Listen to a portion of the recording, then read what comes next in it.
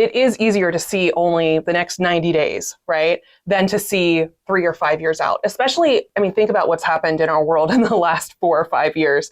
It has been unprecedented times after unprecedented times. Like, we're all kind of tired of things changing so much. But that's out of our control in a lot of respects. What isn't in our control is how we decide to show up every day. So I have my clients all start with a vision for what you want your life to look like. And we actually go through a whole process to create their vision for the next 3 to 5 years.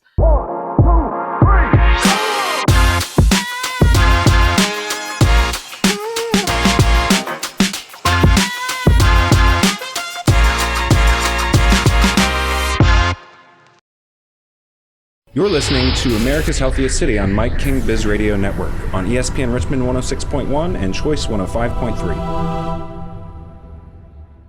Good morning. Welcome back to America's Healthiest City on ESPN Richmond 106.1, part of the Mike King Biz Media Network. I'm Will Melton. I'm your host. And if you're tuning in for the very first time, please check out americashealthiestcity.com to learn about our 10-year community partnership to make all of Richmond, the entire region, the healthiest in America by 2033. We cannot do it if we don't all move together in the same direction. So go check out our ideas board, see what it takes to become an ambassador, and subscribe to our channel so you can listen to this show, short clips, and other features that we have.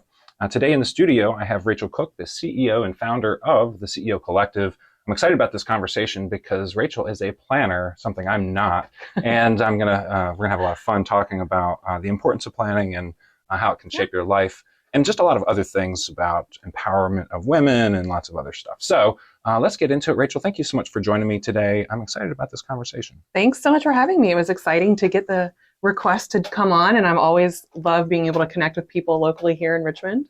We have a habit of interviewing helpers, and one of our previous guests, Casey Jordan, was gracious enough to drop your name on this show. And so we took her advice, and I will say that our listeners will not be disappointed. You talk about a lot of things, solopreneur to CEO, a life-first business, prioritizing sustainable business growth. There's a lot of stuff. I have just so many things that you say in your podcast and on your website that resonates with me, and I think it's going to resonate with our audience. But before we get into that, I wanted to ask maybe a semi-personal question. Are you a native to this area, or did you move here? And if so, what brought you? So I actually grew up in Gloucester, not too far away, about an hour and a half away. My parents, my grandma, all still there. So born and raised in Gloucester, and then came back to Richmond after college and finishing my MBA. And actually my husband and I were living in Atlanta, where I started my career in consulting.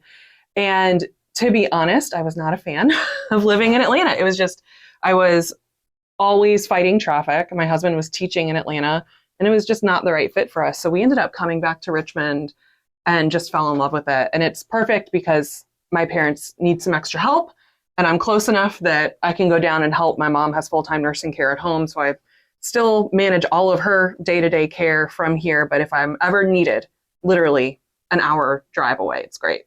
So just a brief comment there. Chamber RVA took a group to Atlanta last year for the intercity visit, and we got to check out the Beltline. And one of the things that's super exciting about that, and while I agree with you that Richmond's a much better place to live, we have the Fall Line Trail coming here, which is going to be very similar to the Beltline. And we've talked to some other folks on the show about the development and all the excitement that's going to happen around that development.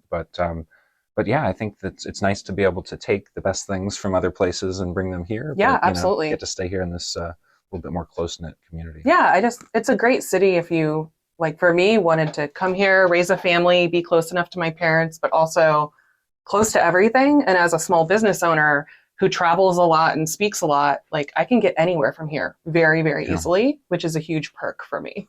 Yeah, and I saw a meme the other day that's like, no matter what time you show up to the airport, you're always going to be early. Especially here.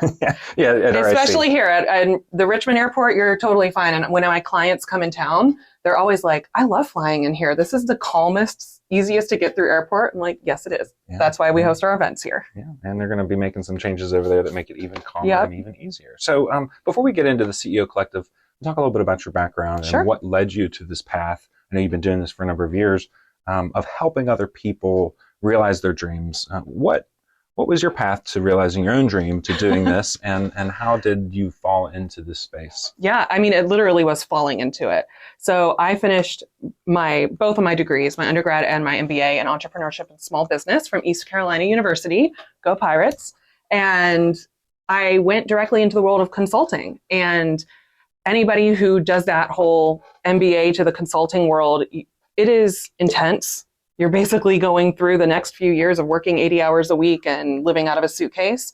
And I ended up really sick. I ended up getting diagnosed with chronic fatigue and chronic pain that made me really question, like, is this the life that I want?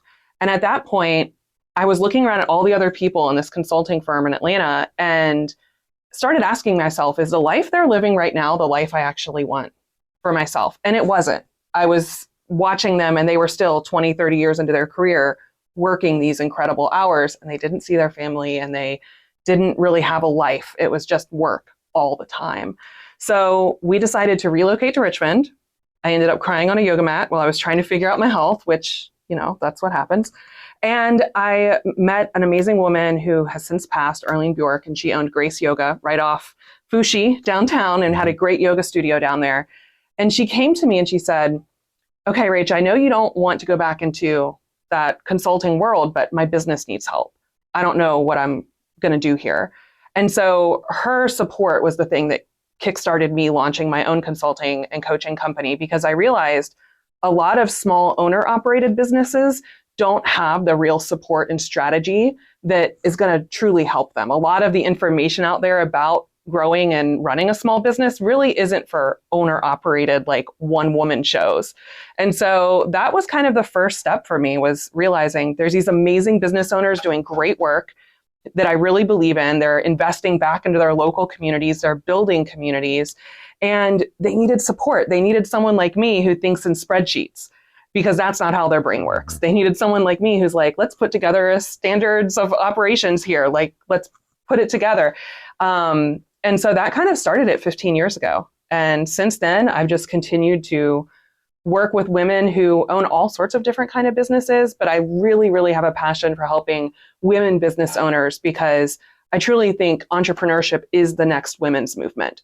It is one of the best ways. If you are a woman who wants to create success on your terms, it's one of the best ways to be able to do that. That's all great. I want to dive deeper into that conversation, but I need to take a quick break. When we come back, we'll talk more about the CEO Collective and the tools that we need to be successful. When we asked ourselves, what could we do to stop the tide of plastic bottled water, we never thought we'd start a water brand. But an idea grew and Richmond Water was born. Now we're replacing single-use plastic on the shelf with collectible, refillable aluminum bottles of water. And we're installing refill stations throughout RVA, launching a movement to refill. It's your turn to make a splash.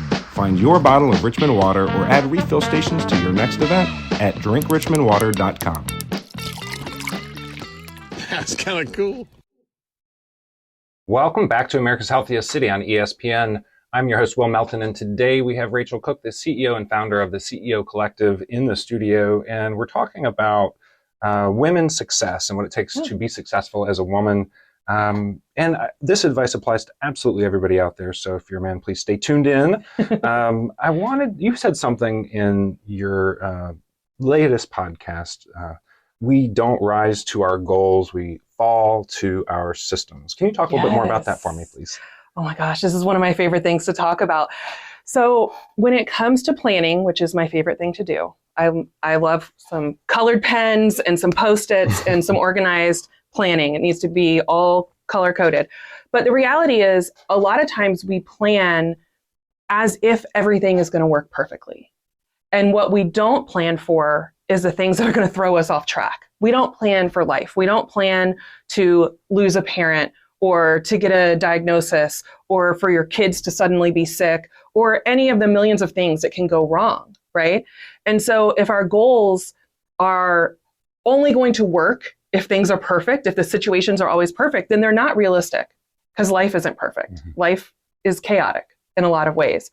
So we fall to the level of our systems and our habits. That is our default.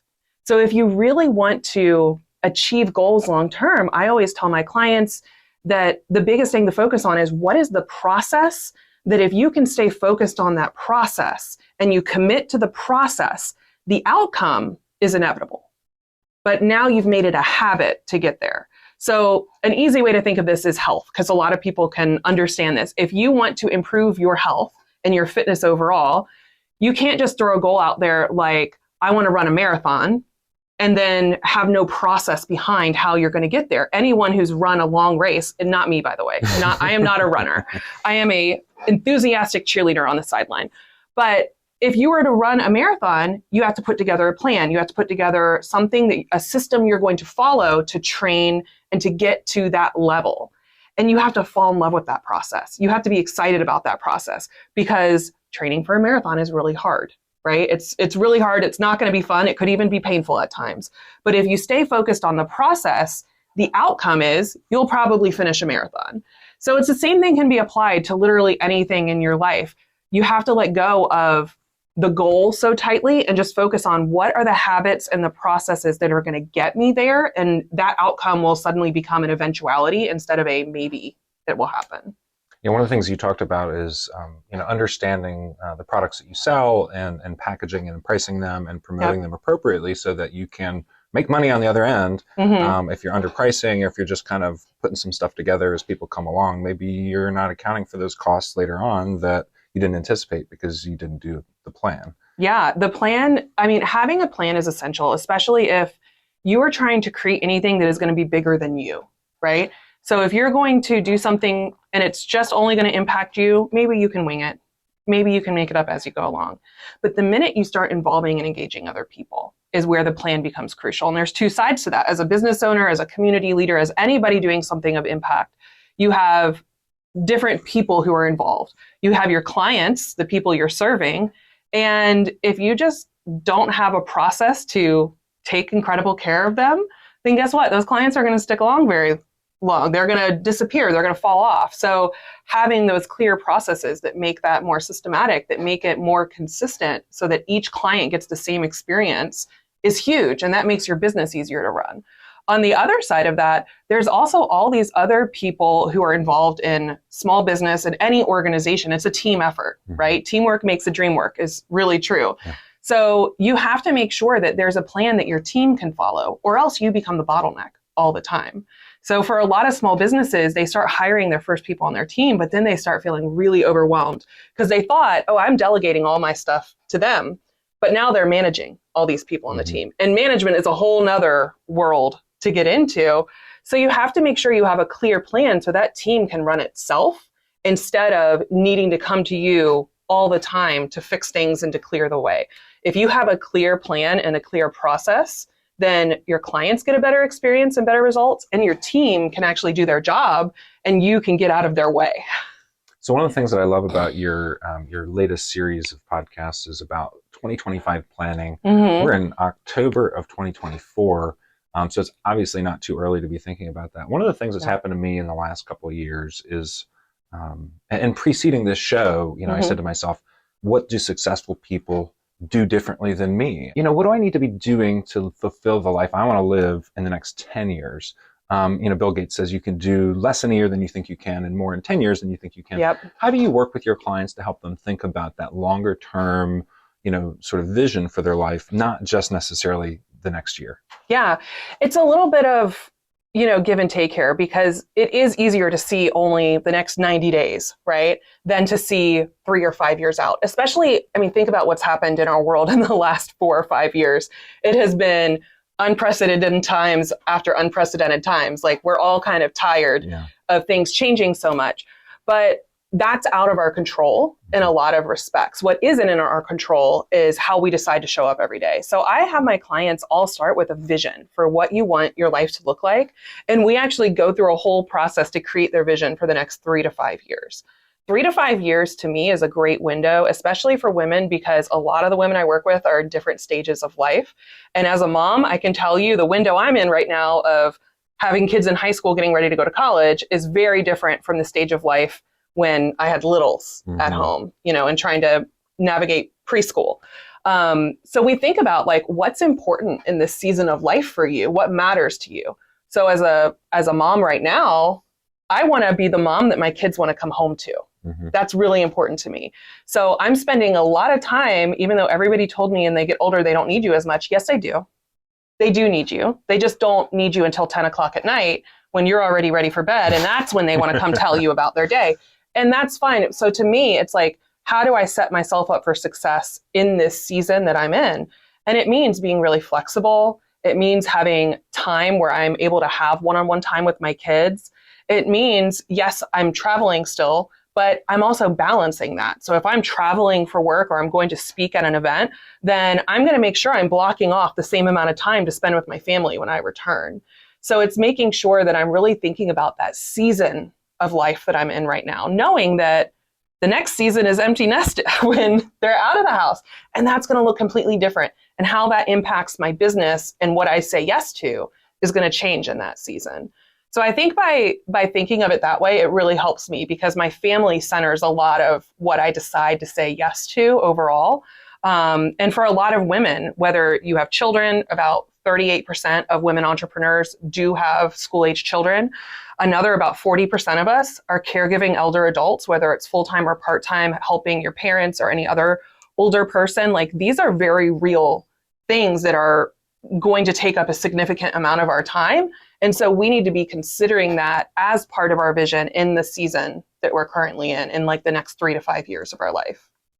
So thinking more about, CEOs, newcomer CEOs, folks that want to rise to that role, being a CEO is kind of like being somebody for the world. You kind of have this public persona a little bit, or you have to step out there if you want to succeed.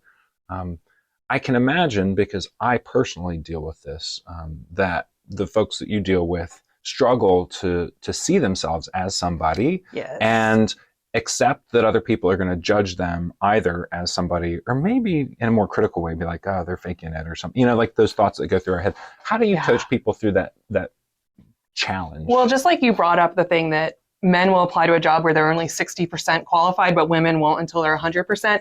Same thing. A lot of women tend to discount their experience and expertise. They downplay it. Again, it's back to this whole good girl, be quiet, don't cause too much of a fuss. So when I actually rebranded my whole business 6 years ago to the CEO Collective, it was very intentional because not a lot of women who are business owners see themselves as CEOs. And I wanted to work with women who realize that their business is something bigger than just them. And claiming that for yourself, claiming that title is pretty powerful when you actually start putting it on your business card, in your bio, on your website, because it really is saying yes, I am a leader in this field. And I work with so many women. I mean, when it comes to women entrepreneurs, they're overeducated. We tend to have more degrees by far, tend to have a lot more education and experience. The average woman starting a business right now is 44. So these are women coming in with decades of experience under their belt, but they'll still hold back from calling themselves a founder or a CEO of their own business. And I'm like, there's no fairy that's going to come around and anoint you with that title. You have to claim it for yourself. And the magical part of that for me is when you start asking yourself, what would I do as the CEO? What would the CEO of this business that I'm dreaming of, how would they show up? What kind of support would they have? What kind of habits would they have? That really changes everything, because suddenly you realize that if you are going to be the CEO, you have to show up like the CEO. You have to make your habits a lot stronger. You have to get the right support system around you. And the biggest part of it is you have to know it's no longer just you, because a CEO has a team. A CEO has people behind the scenes making things happen. A CEO has a home team, people making their life easier. And that's a big leap for a lot of people if they've never really recognized that they are in that leadership role in their life and business. And I think that you also have to be comfortable speaking favorably about yourself, because that's marketing.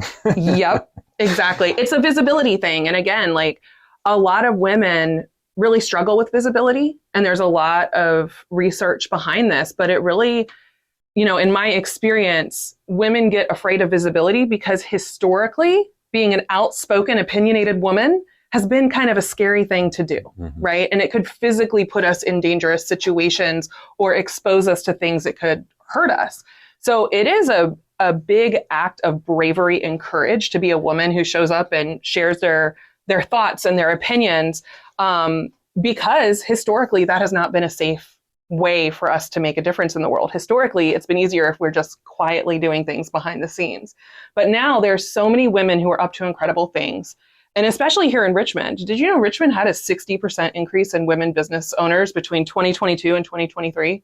I had no idea. 60%'s huge. 60%. We're the fourth fastest growing group of women entrepreneurs in the country, the fourth fastest city in the country. And it's led by Black women. Mm-hmm. They are the biggest group that is starting small businesses. And it's because they're finding ways to get creative and figure out, how can we help people? How can we provide solutions to the problems that we're seeing?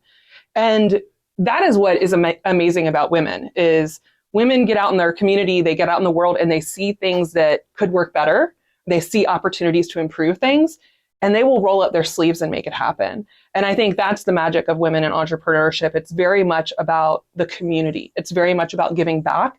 It's not as much about, my title being the CEO, as much as I'm here to make an impact in my community. Well, that's a great segue to our next segment. So we're going to take a quick break and we'll talk a little bit more about Richmond when we come back. Thank you for listening to America's Healthiest City on Mike King Biz Radio Network.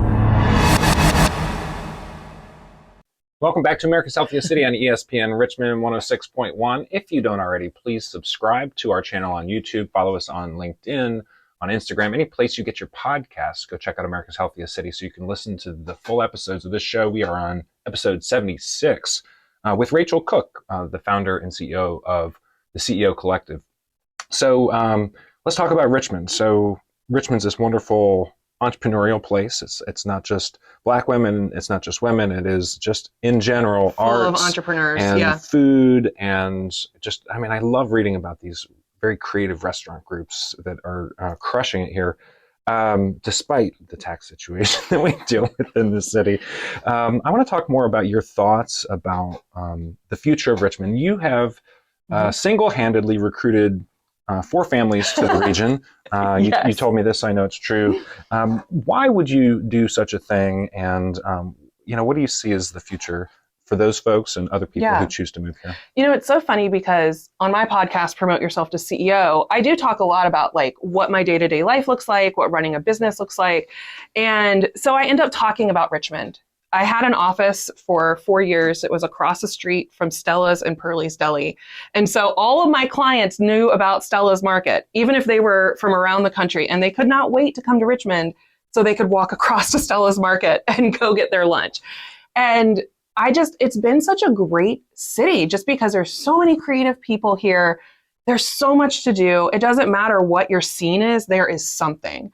So I tend to love the art scene, the food scene, the music scene. My husband is big into the outdoors and hiking. He's out hiking along the James River park system all of the time and taking our kids out to Belle Isle and everything. And so people are always surprised, all of that is in one place. You have a city where you can go hiking all day? Yes, we do. It's pretty amazing. We have all of these different things. Doesn't matter what your interests are. There's something here for you. And so when I've had several clients now, it's so funny. They come here to work with me. They come here to attend one of my events and they stay for a long weekend. And then after because I have a quarterly event that I host, so my clients will come every quarter to work with me. So they start to get to know the city. And they start to find their own favorite restaurants and they start to get excited about, returning to the same places. And it's just different, I feel like, because of the size of the city and the number of small businesses. There's just so many places you can go and experience everything you could possibly imagine. So I think a lot of people just, once they get here and they spend time here, they realize this is just a great town to be a part of. Yeah. So there's... For most of us, I think that is the case, but unfortunately, there's some folks who are living on the margins and they haven't made it yet. And there are a lot of people who are working to try to solve these problems, but there's a history that's a little tough for Richmond.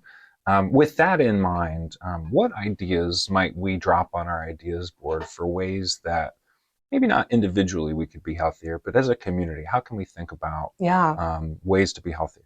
Moving toward becoming the healthiest city? I think one of the things I love about Richmond is just how involved people are. There are so many great organizations that are trying to do amazing things here in Richmond, whether it's the small business community. We have so many different groups in Richmond offering support, offering education, offering training for free or for reduced cost. There's startup incubators you can be a part of where you can get access to things that you might not be able to otherwise. So I think if you're a small business owner, find the small business group that fits for you. And it might be a little like dating. You might have to go try a couple of them, but they all have, like, doesn't matter if it's the chamber, if it's the Metropolitan Business League, if it's NABO, the National Association of Women Business Owners, like there's a lot of different organizations working with small businesses and trying to help give them more resources. And I think that's a huge place for any small business owner to get involved in. Being a part of NABO has been a huge part of my journey the last few years. I just finished my board term with NABO. National Association of Women Business Owners. Yes. And that is the biggest national organization for women business owners that has an advocacy arm in DC. So we once a year go to DC to speak with Congress and to speak with our legislators to try to get more things passed that will support small businesses. So for me, that's really important because women are chronically underfunded. They don't have access to capital. And there's other things that could make or break the ability for you to keep a business running as a woman, like access to affordable childcare. Those types of things are really important. So I love that I found these groups to be a part of because not only do I get to network with them and spend time with people who are all up to really amazing things in their businesses, but we all are trying to work to get more entrepreneurship off the ground and to help the people who are here thrive. So, so many good nuggets in this conversation. I wish I could talk for another half an hour. We're going to run out of time, but I do want to give you an opportunity to tell folks where they can learn more about you, the CEO Collective, the CEO Retreat, but before you do that, if you would, there are other folks out in the community that are doing good work, and we found you via Casey Jordan. Thanks, Casey. Is there somebody that comes to mind for you that we should be reaching out to learn what their ideas are and the impact they've had on this? Absolutely. Well, I'm going to give you two people. Okay. So Jackie DePaul Schlosser is the current president of NABO Richmond. Okay. And she has been really, really trying to get the women's business community to become even more active and involved. We have great scholarship programs. We have great give back programs to help women entrepreneurs. So I would absolutely connect with her. The other person who I think is up to great things is Michelle Mercurio, and she is one of the people that leads Creative Mornings Richmond. Have you been to a Creative Mornings? I have, and I like Michelle, and it's amazing. I love her videos on Instagram. She's so raw, and she connects. She's amazing. And Creative Mornings, like this again, is a national organization. But Richmond's Creative Mornings chapter is actually one of the best of all of the hundreds of chapters around the world. The content they bring, the speakers they bring, the level of community that they've built is really, really remarkable. So she's one of my favorite community builders that is able to really reach across, it doesn't matter if you're an entrepreneur or you're an employee or you're from whatever world. If you are interested in just creative people doing amazing things in the community, she's a great person to connect with. Well, thank you for that. I have interviewed many of people on this show after they have been guests at Creative Mornings. So that's a good place to find guests. Yeah. So tell folks where they can find out about you and the CEO Collective. Well, the best place to find me is the ceocollective.com. I have a ton of resources, including a free challenge that is currently available called Plan Your Best Year Ever. As I shared, I'm a planning nerd. I have a very clear process for it, no surprise. And it's absolutely free. It's a free planning challenge to create your 12-month action plan for 2025. And if you're into podcasts, I have my podcast, Promote Yourself to CEO. It goes out every Thursday. And that is where we talk about all things growing your business sustainably without hustle and burnout, and the lessons learned along the way of this 16-year entrepreneurship journey I've been in. Well, Racheal Cook, thanks so much for joining us on the show today. It's been a great conversation, and I look forward to doing this again. When Thank you so much for having me. I'm sure there's going to be some development that we want to tell folks about. Perfect. Thank you.